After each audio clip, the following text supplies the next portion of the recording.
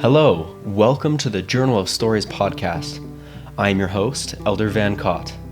I am a service missionary for the Church of Jesus Christ of Latter-day Saints. On this podcast, I collect life stories and testimonies from many different people with diverse backgrounds. So I hope you'll join me in learning and growing from these powerful stories. On to the episode. All right, thank you for coming on to the podcast. Thank you for having me. Yeah, it's going to be a real good episode today. I'm sure of it. The purpose of this podcast is to get stories from the guests that I have on here about their lives and families and faith. And if there's a story you don't want to share, then just feel free not to. Okay. But the last episode was me interviewing your husband, and the first question was about his name. So I wanted to start this episode by asking about your name and if you have a good story behind that. Well, my name is Louise. My first name is Louise, and my father's mother is Lovisa. Her parents immigrated from Sweden, and Louise is an Americanized version of Lovisa. So I understand it means warrior. So I don't know anyway where that came from, but I do know my grandmother lived to the age of 93. She taught piano lessons until 2 weeks before she died. And her whole life was music in her family. So it's a good person to live up to. Yeah. All right. Now, what is your story? And start from the beginning. Well, okay, before I could remember, I was born in a maternity home in Rigby, Idaho. About, I don't know where Father T. Farnsworth lived, but that's where TV was invented. I mean, that's where he lived when he came up with the concept of broadcasting pictures over air. But it wasn't a hospital. It was just a little home that was where women delivered their babies. And that's where I started. And I lived in Rigby, Idaho until I graduated from high school and left for college. And I've been back to visit until my dad passed and my mom moved. So it's grown a lot. And anyway, what else would you like? So tell me about your schooling from high school to college. Okay. High school, our school, we had 602 members in our high school, which put us two students over the number that put us in the A1 schools. So we were playing big schools like Idaho Falls and Bonneville,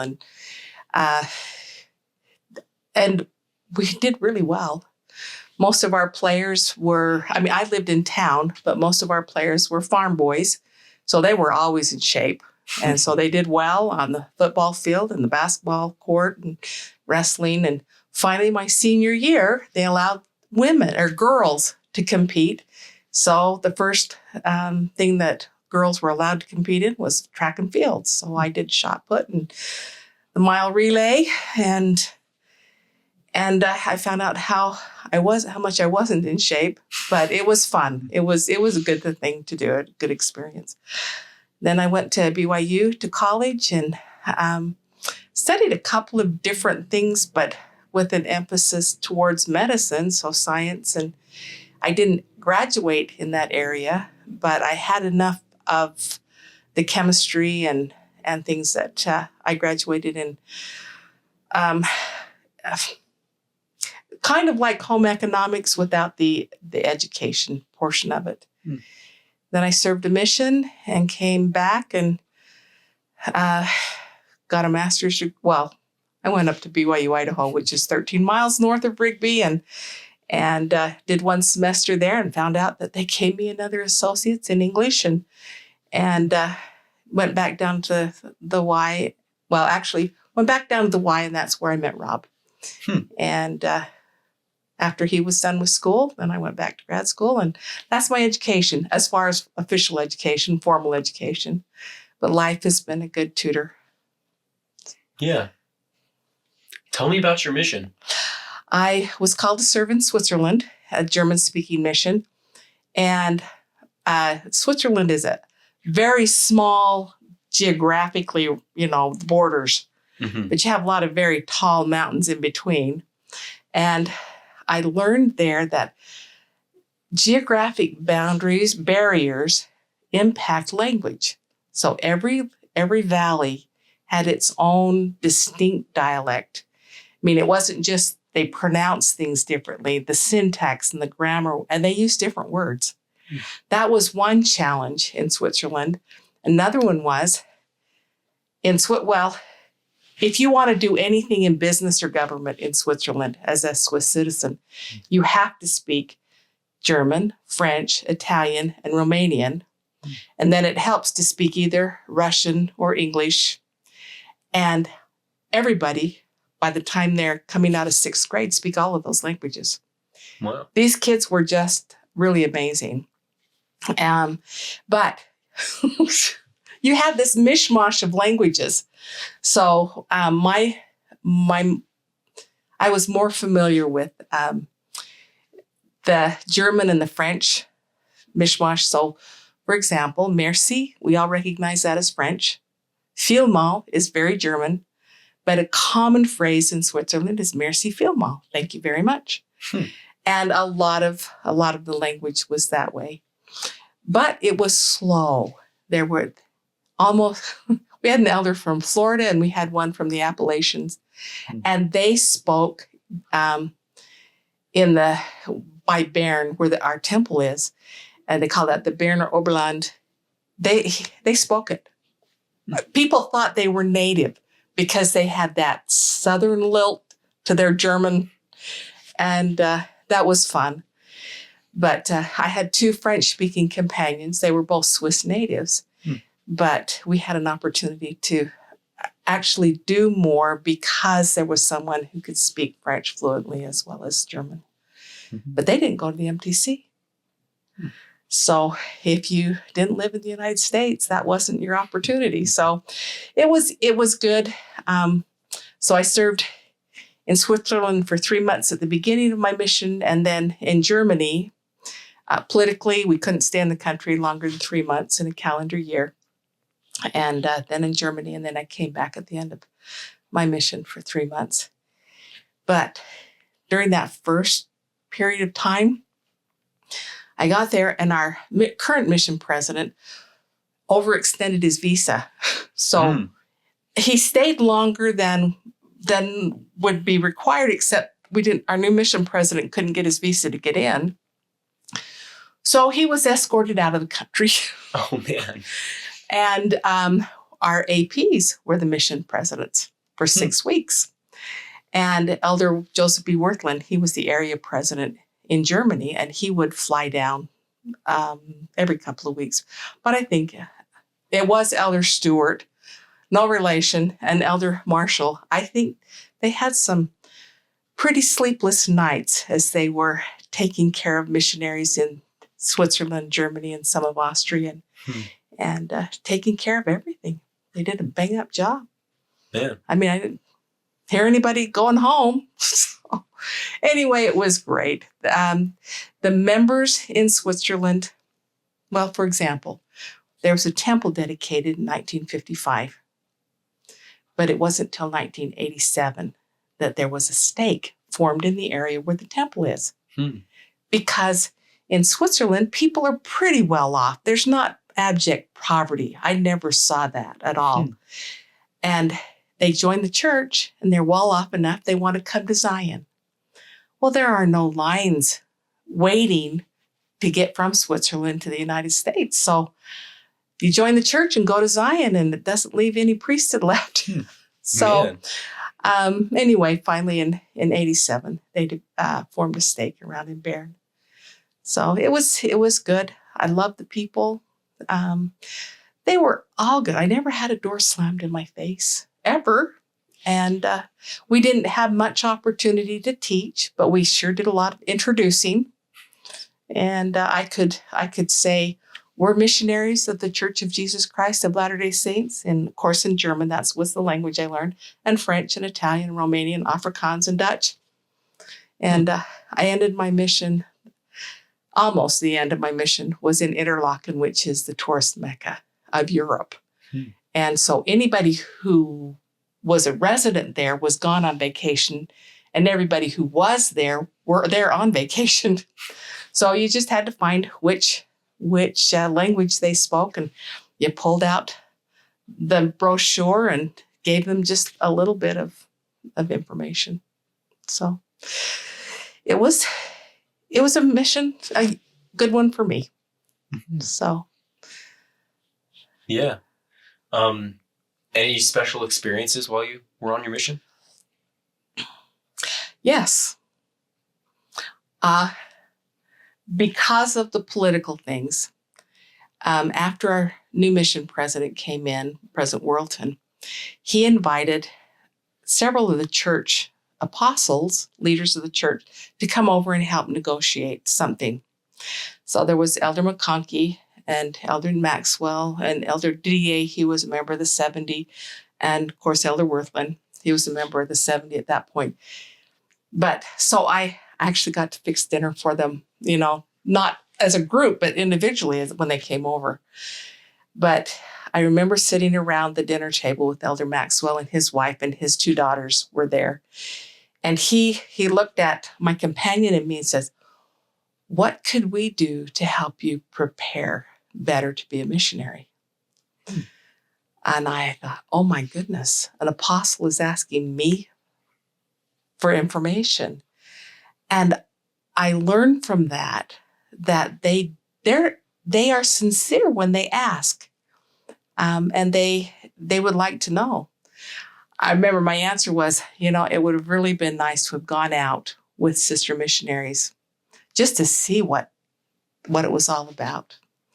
So, but I was impressed with that. And when Elder McConkie was there, of course, they have a fireside. Invite your investigators, and they call them friends now. Invite all your friends to come. And it was in Zurich, so there was public transportation. So we had taken a bus to get to the stake center. They did have one in Zurich at that point. And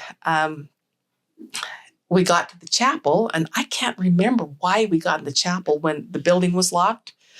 But anyway, we walked in and the chapel was dark. So we flipped on a light, and Elder McConkie sat up on the back bench. He was laying there taking a nap. And I thought, and it was impressed on me how they go and go and go and go and go. And they must be tired. But he just was warm and friendly, and I felt really bad. But the people we had with us were impressed to meet a real person in an apostle. So, yeah, those were a couple of things. Again, we didn't have a lot of opportunity to teach, but those were some of the things. Germany was very different. They were still feeling the aftermath of World War II. One of the little branches that I was in Ravensburg, there was the branch president and his son. The branch president was a convert, and his son, and all women.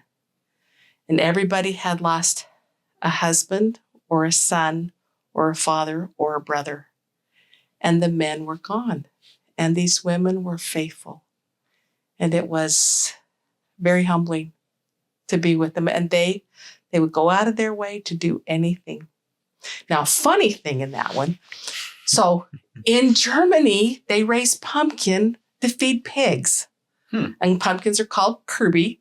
And so Kirby Kuchen would be a pumpkin pie. And so they were asking about Thanksgiving. And I says, well, we always make Kirby Kuchen. And they were going, green. You what?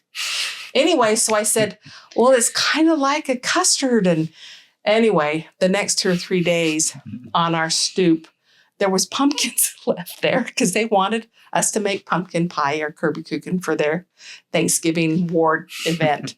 So I love the people there, and they're pretty fun. Yeah. That's awesome. So now, I guess What was your coming home event? How did that look?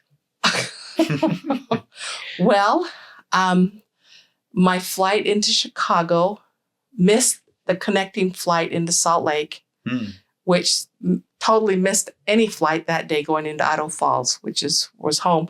So my sister and brother-in-law picked me up at the Salt Lake airport, and I stayed overnight. And I got into I got into Idaho Falls the next day and went to school the next day. So it was my dad he was proud that I went on a mission, but he was pretty antagonistic against the church at that point. And so, that was when I'd already graduated from college at BYU, but I went to Rick's College, BYU, Idaho for a semester just to stay home and see if I could be some kind of an influence. And I don't know that I was, but it was kind of a sweet 3 months. So that was homecoming. I went to the high council by myself, and they says, "Well, are your family coming?" And I said, "Are they supposed to?" And I didn't know. And anyway, and report in sacrament meeting, and then in school the next day, and that was that. Man. So what was the next step of your life after that? It was school, but what specifically? Okay, so I went to BYU, Idaho. I was hoping to get my German credits, but they didn't offer German that year. It was just every other year at that point. So I took French, and because I had French-speaking companions and was in an area where you'd knock on the door and say, "Here's in Ireland," and they go, "We don't speak German." My companions say, whatever it is in French that I can't remember now. So I heard French a lot. And so I did that and English and literature and writing. And then that was when I decided, I need to make a change of pace. And I moved to BYU and met my husband there. But it was the right timing, and he was still going to school, so I graduated and put him through school, which was fun. It was fun. He did a whole lot harder things than I ever did, but it was good. We met at BYU, went away to the summer to an internship for him in Arizona, and then we went up to Utah State. And all things being equal, that's where I would live, but the job opportunities weren't there, so we've been in other places. Yeah. So that's kind of the family, 5 children, 5 wonderful children, and kind of adopting or acquiring a few here and there and maintaining those relationships have been sweet, and I love it. Yeah. We've really been blessed. What's the details of the story when you met your husband? Well, while I was in Idaho, I had 2 cousins that were roommates at BYU, and I called them and said, "Hey, do you have room for somebody?" They says, "Yeah, we just had one of our roommates leave." And it was in an apartment where, you covered the rent for 6. And if one's gone, the 5 absorbed the 6th. And so it was the right timing. So I went down and I moved my things in. And then I drove to California to do Thanksgiving with my sister and her family in California. And I came back and went to church Sunday. Okay, church was in old Provo High School. Even when it was Provo High School, on Sunday it became, I don't know how many hundred wards went. I don't know how many wards went there, but a lot. And in Sunday school, he noticed me. And okay, my 2 roommates are very social, and so were the other 3 girls. And it was like there was this string of guys always in the apartment from breakfast to after dinner, and he was one of them. Hmm. And I thought he was interested in one of my cousins. But I was impressed with him. I thought he'd fit in the family. I don't know why, but he'd fit in the family. And we had never been out on a date, and he proposed. Hmm. And a couple of things went through my mind, and one of them was, are you supposed to be talking to Jan? Anyway, Jan knew, but I didn't know. Anyway, so that was how we met, and he proposed before we went on a date. And I wouldn't recommend that to everybody, but it worked for us. It definitely worked for us. He proposed, and I said, I'm going to have to pray about this. And I was working in the law school. I was a law librarian. I was working for the law librarian. And I went in early a couple of days later, and I was sitting at my desk like this, and the door is right back here. And no one else there at all. There may have been students back in the carols, but there was no one where I was. And it was as if I heard a voice. I mean, I heard a voice. And it quoted from my patriarchal blessing describing the man I would marry. And this said, "This is the man." And it's absolutely true. Again, I don't know whether that works for everybody, but it certainly helped me. So that's how we met. Not a grand, roses and hearts and bells and everything, but I imagine the voice of the Spirit merits right up there. Absolutely. Now let's go back a little bit. Okay. What was your immediate family like when you were growing up? Crazy.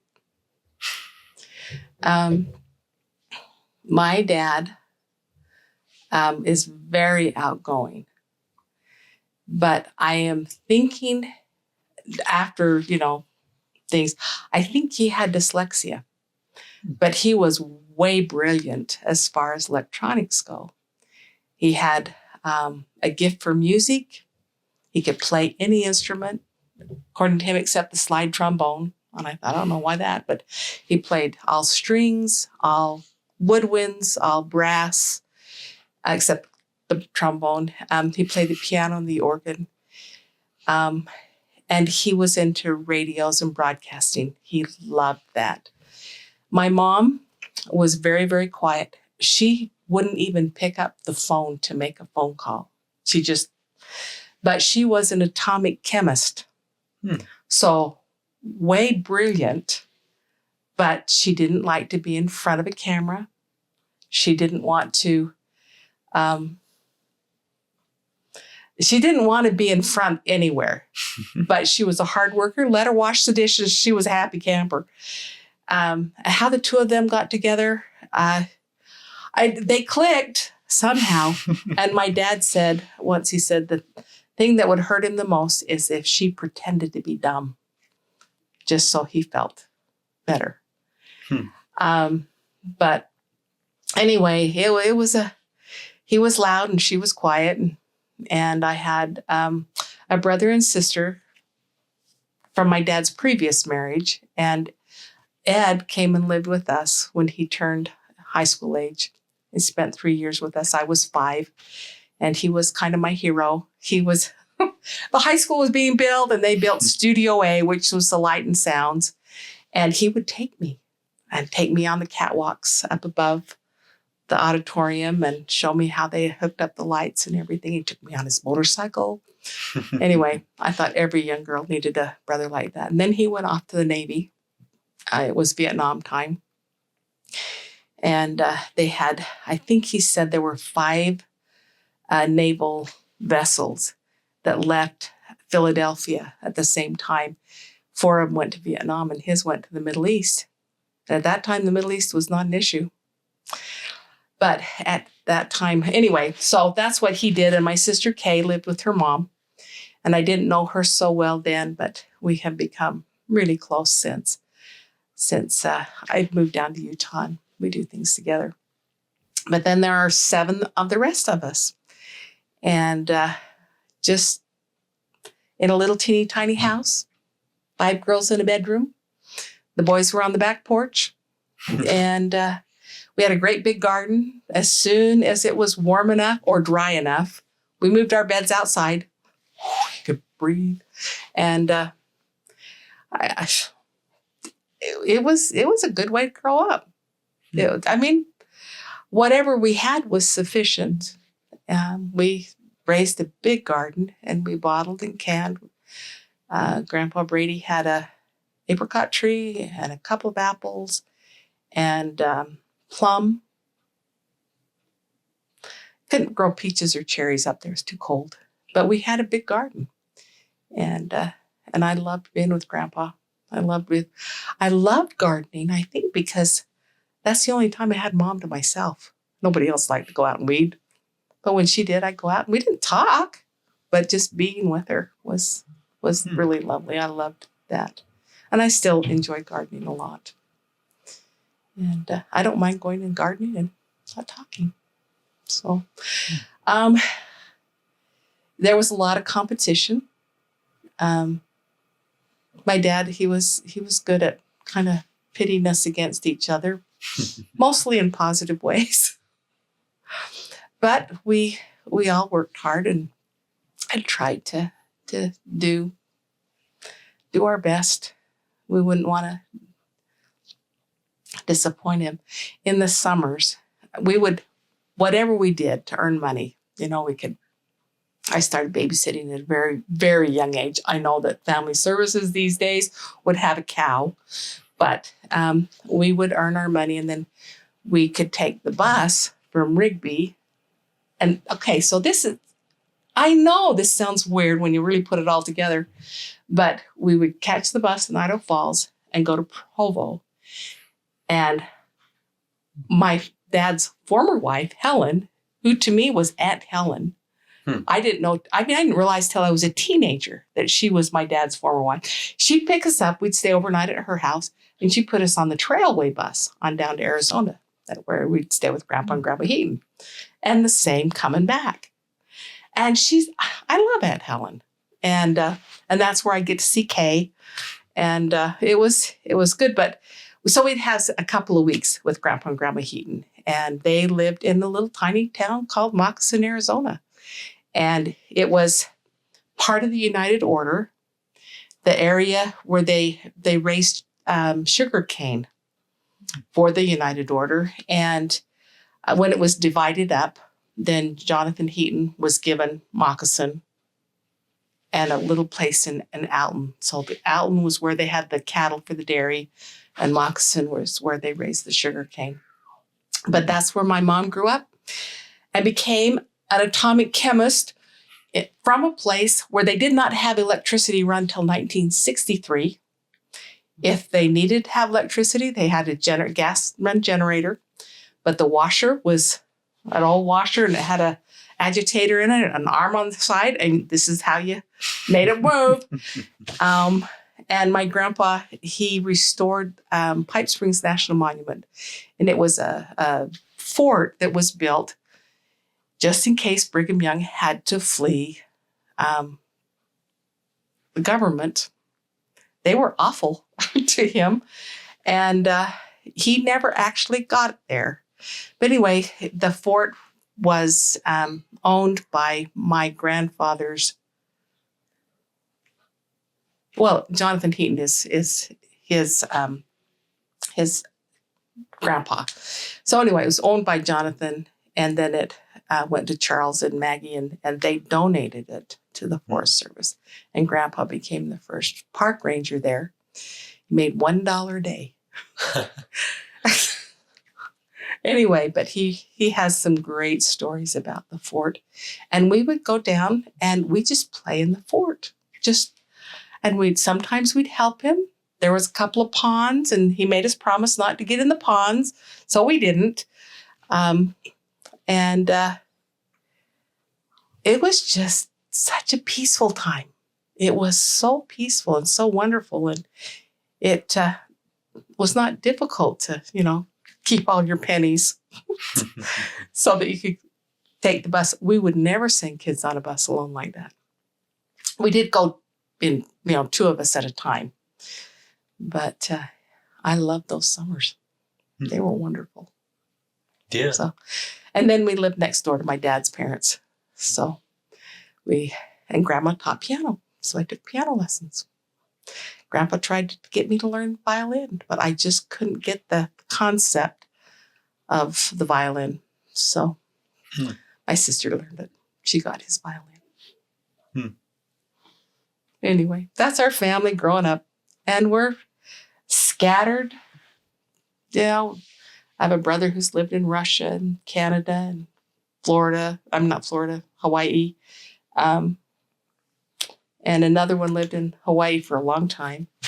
But we just kind of all scattered. After my dad passed, my mom looked at her kids and said, that one's the least likely to move. So she moved to Tooele, which is kind of why we ended up here when Rob was transferred back from Oregon. And it just seemed like the good thing to do. It's been good. So. Yeah.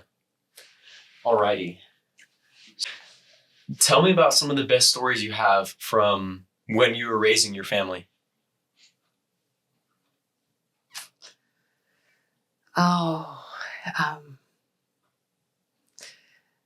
Well, we had our first one, and then a year and 6 days later, the second one, and then 18 months later, the third one, and then 2.5 years later, Keziah. But we had these 3 little kids, and the first 2 should have been twins. I mean, Bob would have always been bigger, but they just have been bosom buddies always. And Bob was very logical from the beginning. And if we could get him to see something, for example, the kids need to take a nap, but Bob didn't need to take a nap. He didn't need to sleep. He just didn't sleep. And I say, Bob, if you'll go lay down until they go to sleep, and then very quietly climb out of your bunk bed, you can go out and play. So he would. He learned to be very, very quiet. Some of my, sitting at the dinner table and listening to Bob and Maria and David talk. It could be science, it could be world history, it could be languages, it could be literature. And it was like they were all on the same wavelength. One, I remember in particular, they were talking about something that was going on in Europe that impacted something that was going on in China. And this is like in the 1400s. I thought, where have you studied China in the 1400s?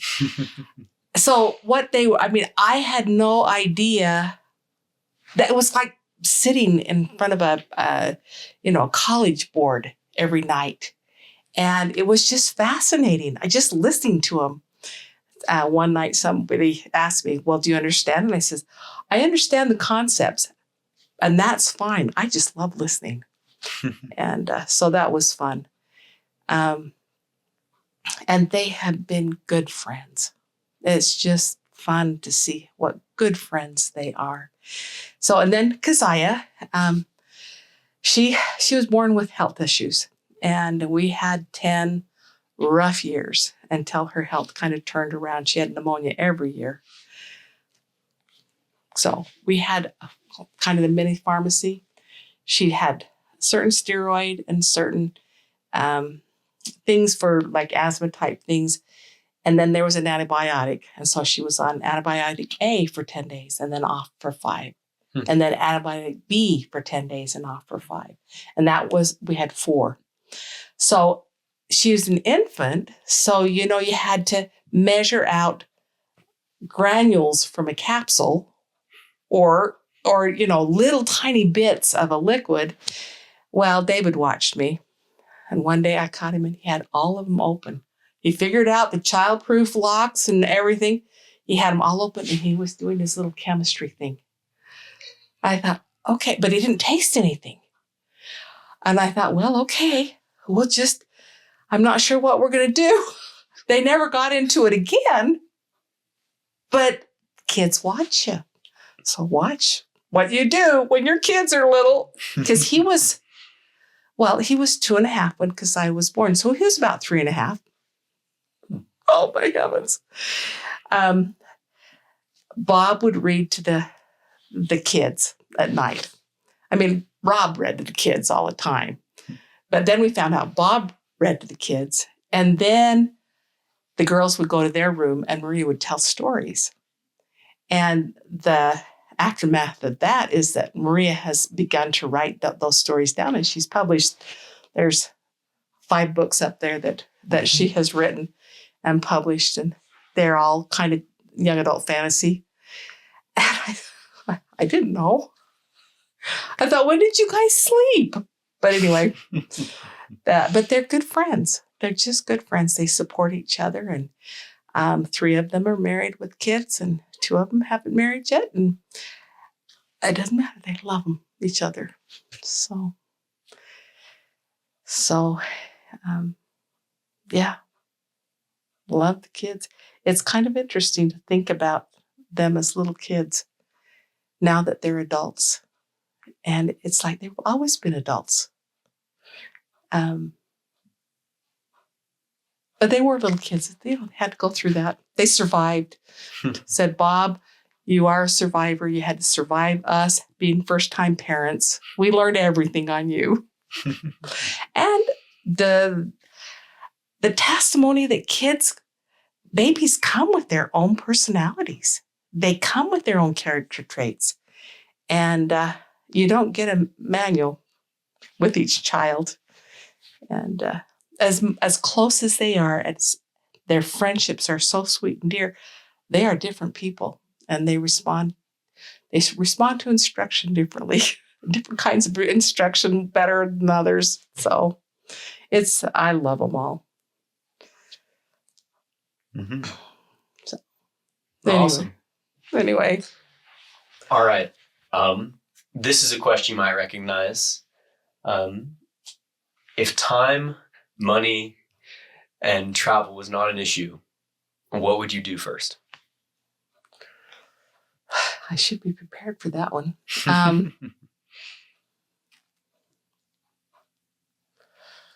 Well, time meaning where we have completed this mission. So we wouldn't go on that. I would like to go back to Switzerland with Rob and just go through all the old stomping grounds and Interlaken and up to the Jungfrau and the Munch and the Eiger. And I don't think I'd slide down glaciers on a plastic sack anymore. But we did that. I wouldn't recommend it, but we did it. We were dumb. I think I'd like to go back and see Switzerland again. And I think I'd like to go to Sweden. I mean, Sweden is my ancestry. Rob went to Sweden on his mission, but I'd like to go there. But I'd really like to go back to Switzerland. Yeah. So, you know where that question came from, right? Yeah. Can I tell the story? Is that okay? Please do. All right. So Rob and Bob, Maria, David, and Keziah went with my sister and her family and my mother hiking down into I thought it was the Grand Canyon, but it's some kind of thing just shy of the Grand Canyon. Mm-hmm. But Aaron was a baby, and my one sister had a baby, a little bit older.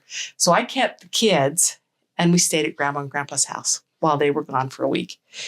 And one day I was washing dishes with Grandma, and I just asked her, Grandma, if time and money and distance were not issues, what would you want to do?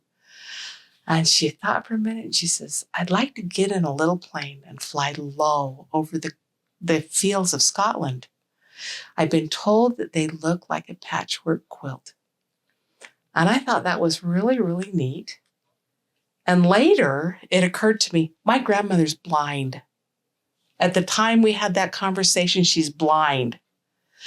But, so that was July, and she passed away in November that year. And my mom is the oldest of 10, but the youngest sister called me the day after Grandma passed and said, is Grandma with you? You know, only in the church would this make sense, right? Mm-hmm. With the knowledge that we have. Mm-hmm. And I said, Millie, she's not here. And then I shared that conversation with her. And Millie thought, I wonder, I'll bet that's where she is. But she'll be back. So that's where that story came from. And I'm grateful that I asked that, because I saw a side of Grandma that I'd never thought about. Anyway. Yeah, that's really awesome. They are awesome people. They're awesome people. Is it okay to talk about the temple here? In a podcast kind of thing? Just a story? You'll edit it out, right? If needed, yeah. So anyway, my dad was not active and not interested. And my mom had been through the temple, but she said that if she went through again without him, she was confident he would never go through with her. So when I went through the temple, I drove down to St. George, where my grandparents were temple workers. And Grandma was my escort. And they both played big parts in my first temple experience. And I thought, wow, if heaven is even almost like this, it's worth doing anything to get there, to have these same feelings. And I'm so grateful for their testimonies of the temple and the gospel and their testimonies of the Savior. It's kept me focused in the best ways. So I love them. I love them. I miss them. Yeah. All right. What are you the most grateful for having achieved or done in your life? I don't know about achieved. I'm grateful because the things that, that's a good question. Oh my goodness. Well, something that was kind of, it was not what I set out to do, but because of an assignment that was giving me, and then an assignment on top of that, and then the next few years, I worked with a programmer associated with he had his own business, and he had been an ordinance worker, but they asked me to help create software that the Salt Lake Temple could use for scheduling ordinance workers. Mm-hmm. And so we did that. And a temple president says, I want everybody on the same software. When I started, some shifts, they were writing it out by hand. Some were using WordPerfect. Some were using just a text something. And some were using a more sophisticated Excel with something. Mm-hmm. And that whole thing, and watching the miracles. And one time I knew Heavenly Father's interest in it, but also that there are people on the other side of the veil that are interested in getting their work done. So we had 32 shifts in the Salt Lake Temple, men and women, and we got them all on. And the next week, the brother who had been the programmer, and I could train and I could call him and ask questions. He was diagnosed with cancer, and he had 16 inches taken out of his thigh and replaced with a cadaver bone. But he was out of commission. We couldn't even call him for 6 weeks. And this software was a little complex. It was housed on a server that Orlando purchased. And we had people using all kinds of technology, Apple and Microsoft, and all stages of ages of computers. And for those 6 weeks, nothing went wrong. Nothing. I kept thinking, okay, somebody's going to call tonight and ask a question that I can't help with because I'm not a programmer. But we didn't have time to work out all the bugs. But it always worked. And I thought, there are people in heaven that want their work done. And my dad had a story about, just think like an electron. He was visual. And I thought, there's somebody up there who's moving those electrons through this this program and says, I've got to go this way. He says, no, you can't go this way. You've got to go that way. And there's no other reason that it worked, but it did. And it was a huge testimony, day after day, those 6 weeks. But when Orlando finally called and says, okay, you can call me back, I could breathe again, but I knew Heavenly Father had her back. Yeah. So that was a huge thing. And it's not something that I accomplished on my own. It was really humbling to be a part of it. So, but I think the ongoing testimony, and that Rob has that same testimony, and he has the same desires to do what Heavenly Father wants us to do, and that our kids are of the same attitude. And I keep praying that they remain so. I hear heartbreaking stories from friends whose kids or grandkids have chosen a different path. And I think, don't give up on them. My dad was 69 when he decided that not only was the church true, he says, I always knew it was true. I just didn't know it was important. And that was a sweet time when we all went to the temple together. Yeah. So I don't know whether that is even close to a good question, but that's my heart. No, that's real good. Yeah. All right. Here's a fun question. Okay. And this will be the last one from me before the question for you in the journal. Okay. If you could go back and tell your high school self something, what would it be? Chill out. Don't worry.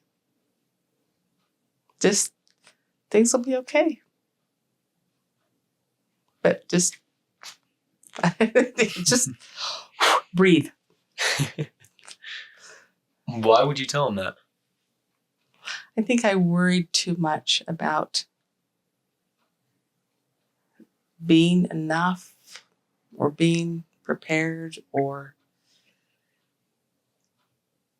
I just worried about it. I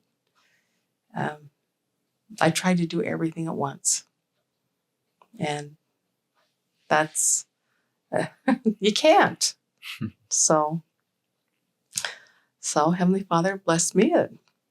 I didn't need much sleep, and but I can't do that now. So I didn't learn it then. I'm learning it now. Figure out what's most important, focus on that, and let the other just take care of itself. Mm-hmm. Chill out. Yeah. So, yep. Alrighty. The journal. Okay. Here is the question for you. What is the most memorable event from your childhood?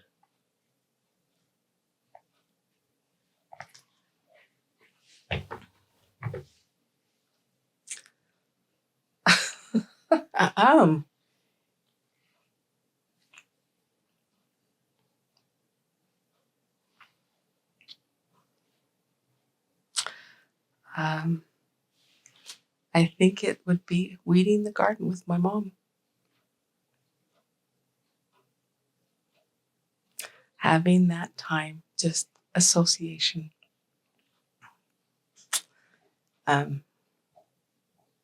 She worked a lot, was gone a lot. She was trying to keep my dad's business afloat. And she'd leave before we got up in the morning. She'd come home after he got to bed. But there were moments in the summer when we just go out in the garden. I love those times. That's awesome. All right. Well, that will be the end of our conversation today. Thank you so much. Thank you. This is rattle a few gray cells. That's good. That's good. For sure. I think what you're doing is really good. This will bless, not mine especially, but there will be people who will be blessed by what you're doing for others. Thank you. I'll keep doing it then. All right. Well, that'll be the end.